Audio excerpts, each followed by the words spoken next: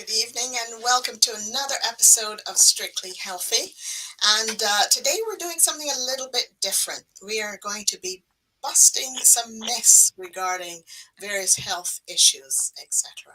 So today we will be sharing things like um, myths about fat, and we're doing actually a series for over the next 4 weeks. So today will be about fat and things that questions that people have, like would eating fat make me fat, or would eating fat even make me skinny? That's some of the things that we're going to be talking about today.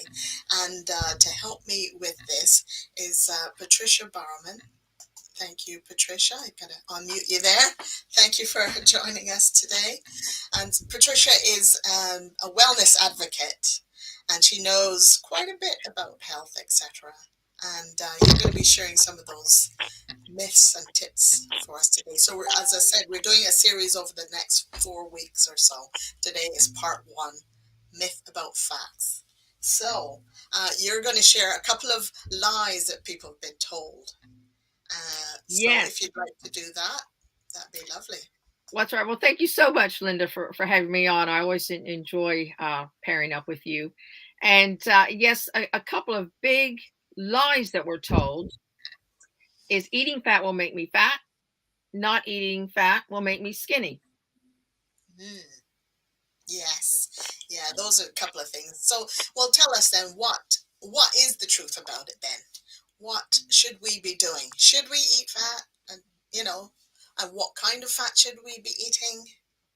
Can you Yeah, share some of your tips with us? that's a great point. Yes. So if we consider that our brains are 60% fat, that sort of makes fat worth considering.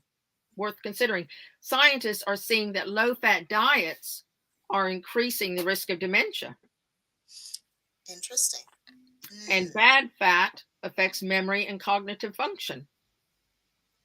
So, yes, fat's important, but as you pointed out, what type of fat? So, then we look at our body, and our cellular integrity and nutrient exchange depend on fat. So, cholesterol, unsaturated fats, saturated fats all play crucial roles in these vital processes. So, then how did we get here with all this confusion? And why are we so fixated still on no fat, low fat diets? Well, it's been accumulating for a long time. There's several reasons for it, but there was a pivotal moment in 1955. President Eisenhower experienced a heart attack. Of course, that was in America. I mm, was 4 years old at the time, and you could probably tell from my accent, I'm American. So I was over. I was in America then, and heart attacks were enemy number one. My grandmother, I was very close to my grandmother and spent a lot of time with her, and she was always on the verge of a heart attack. mm. And Yes. um, cancer was not even a word, it was all heart attack. So, sort of think about that for a minute. Yes. Well, so Eisenhower had experienced a heart attack, and a biologist slash opportunist named Ansel Keys, also an American, Yes. announced that fat caused Eisenhower's heart attack. He thought that. No, well, that's what he told everyone. That's what he told everyone. So he and corporate food producers decided people needed to eat low fat, non fat diets. And interestingly, he also had a solution. Mm, Okay, so think about that. mm-hmm. So chemists at Procter and Gamble, who had discovered cottonseed oil, which had been used for candle and soap making, could be hydrogenated, which turned it into a solid. This solid resembled animal fat, so people could identify with it. It looked like lard. Mm, And so Crisco was born. Now, Crisco is a trade name for it, and you're probably familiar with it, being yes. from Canada. Maybe Yes. Brit, some of our audience is obviously British. Crisco is a trade name, but there must be an equivalent artificial vegetable oil based lard. Indeed. Now, lard, Crisco replaced lard because it had a long shelf life. Could be used for baking, frying. It was versatile. But to help people with this transition to this new way of cooking, Procter and Gamble kindly made a Crisco cookbook, and they gave it away for free to help people. And then margarine was its first cousin, to which flavoring and color was added to make it look and taste like butter. So it was the healthier option, or so we were told. Yes. Now, but charting the results found that heart disease increased at a rapid rate, but people were still told to continue eating the vegetable oils, including margarine, which they did. Procter and Gamble blamed natural fats for the increase in heart disease. So we did as we were told. Big pharma, doctors, food producers all profited, but the people lost. Now, the recorded stats show, because this is, several decades later, that 2% of trans fats consumed increase heart disease by 23%. Goodness me. Increased consumption of trans fats, only 2%, increases your risk of heart disease by 23%. That's enormous. That's significant. And if you sort of look at how that accumulates, there's several ways it accumulates in our bodies. But if you look at men with that sort of, I call it a bowling ball belly. It's that big, hard, round, that's visceral. That's visceral fat. Visceral fat, yeah. It's wrapping around the internal organs. It's for every pound of visceral fat, your body has to make 7 miles of blood vessels. Oh, goodness. And pump blood through all that. Now, so it's like a separate endocrine system your body has to deal with. But the good news is our bodies are regenerative. So as you start to lose that weight, your body absorbs those blood vessels. So you can reverse it. You can reverse it. An interesting note is ants won't eat margarine. Interesting, isn't it? It is, just like chickens won't eat white bread. What does that tell you? A lot, doesn't it? So we need to know, what do we do now? We need to know our fat. We need to know our fat. We need to know our salt. We need to know our sugar. There's good and bad. There's good and bad. You need to differentiate. So trans fat, think of trans fat as damaged fat. It's damaged. So it damages your body. So have a mix of saturated fat, polyunsaturated fat, and monounsaturated fat.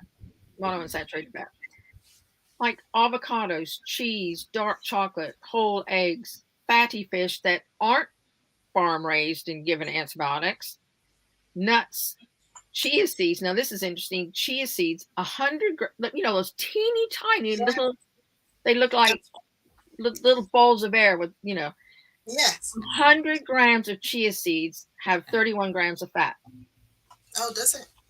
You would think they didn't have any. Celery has fat. And olive oil. Now, olive oil is phenomenal.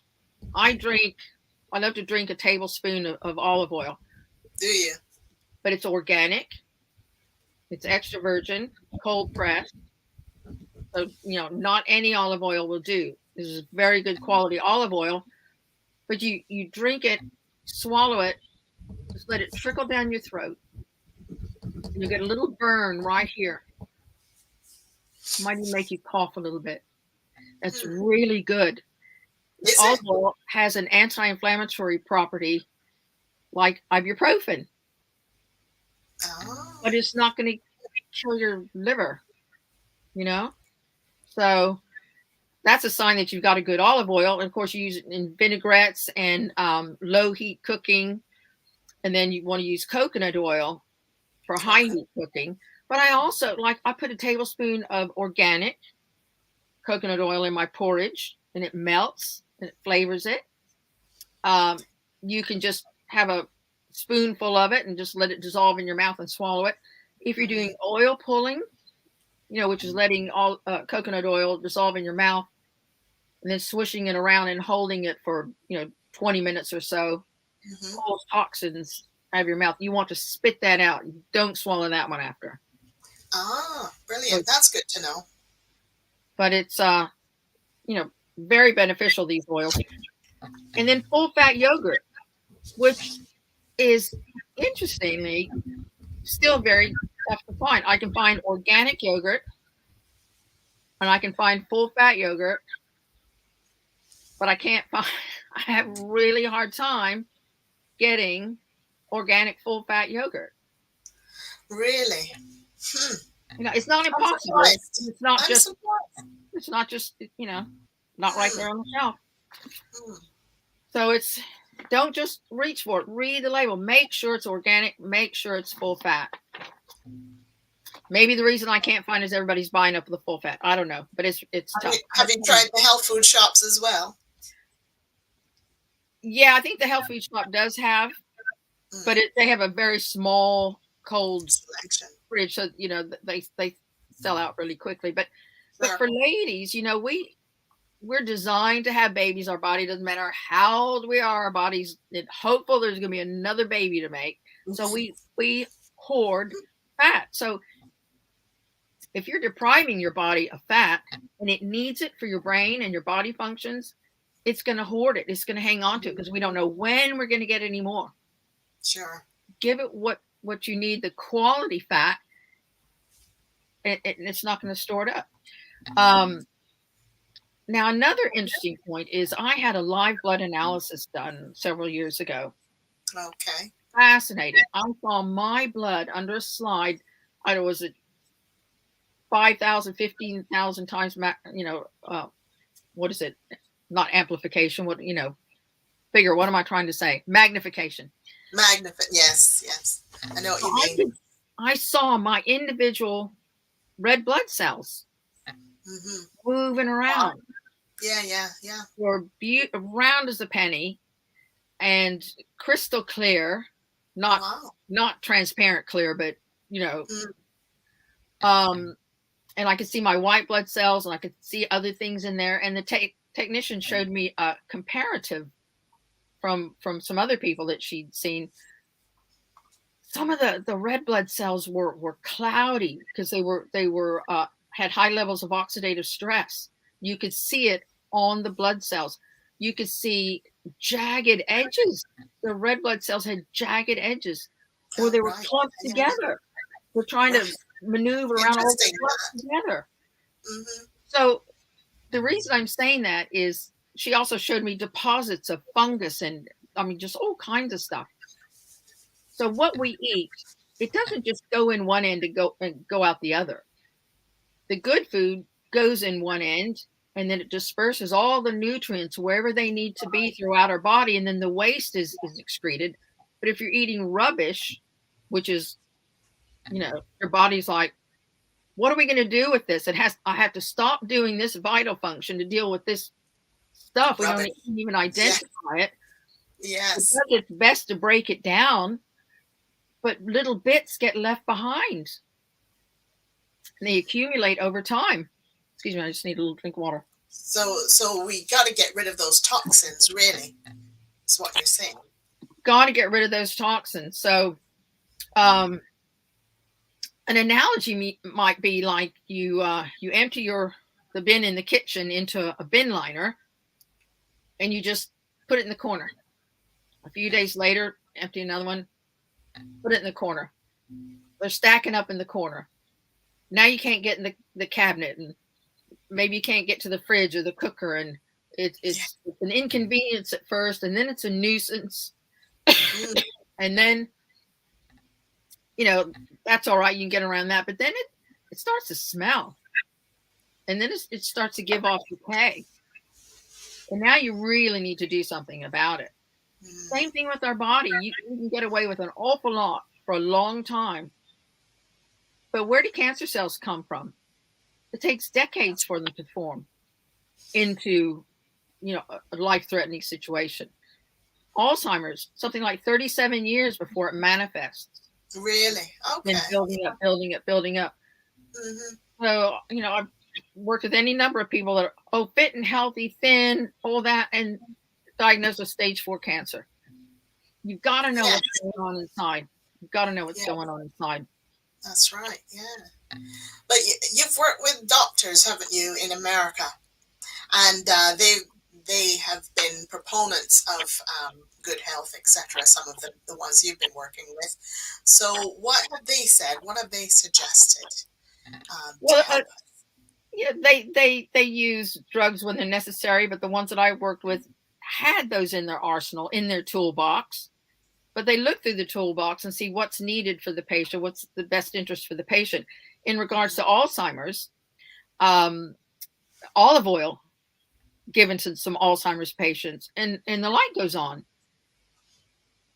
Had they been on a non-fat diet all their life, some of the research suggests that's a contributing factor. Mm-hmm, mm-hmm. Interesting. So Okay. there are lots of things you can do yourself and see, depending on, brain fog, make sure you're having 2 liters of water a day. Make sure you're having a couple tablespoons of either olive oil or coconut oil a day. See if you feel better. You'll know quickly. And then how much processed food and sugar are you eating? Sugar is diabolically toxic. Yes, we keep It hearing turns about that all the time, don't we? Well, it About turns sugar. into fat. It messes up your gut. 80% of your neurotransmitters are in your gut. We're going to talk about that on the last week, so I don't want to get distracted on that. But find a gym near you, perhaps. Linda's got a great one near her we can Mm, recommend. Eat good quality food. You'll need less of it. Your body will reward you. Reduce your sugar and processed foods. Eat fruit for sugar, because when you're consuming the but pulp not a and the lot, yes. fiber, the pulp and the fiber with the natural juice, your body processes it completely different than if you were to eat sugar or drink fruit juice. Of Completely course. different. And eat the right bread, which we're going to talk about in 2 weeks. Right. Well, the time is pretty much gone, but just to sum up, you're saying there's obviously the bad fats, and then there's the good fats, and the good fats you're saying are like olive oil and coconut oil. For cooking, Any, yeah. And then the foods with good fat are avocados, yes, that's right. We forgot cheese, about that. and Cheese try to get and organic, organic. organic, whole eggs, dark chocolate, fatty fish that's not farmed. And remember those chia seeds, my goodness, 100 grams, 31 grams of fat. Soak them in So water, though. They get stuck between my teeth. So I like to soak them in water. And full fat right. yogurt. And oh yes, yogurt. We forgot about that one. All right. So we'll just wrap up this session. So appreciate your time and the information you've shared with us today. As we said, this is a 4-part series. So we're going to be today we did busting myths on fat. Hopefully you got some value out of that. We'll also be discussing next week Thursday. So every Thursday 7:30 GMT, 2:30 Eastern, we will be talking about various aspects about health. Now, next week, we're going to be talking about glutathione and the myths behind that and Good what's one. involved there. So it's a very intriguing topic, very interesting. So I want to thank you very much today, Patricia. If you'd like to get in touch with myself, let's see, I'll put the email address here, or and I can pass on any questions to Patricia if you have any further questions to ask. And yes, we shall go from there. So we'll see you next week. Thank you, Linda. Same time, same place. Yeah. Right. Thank you very much, Patricia, for your help. Thank you, Linda.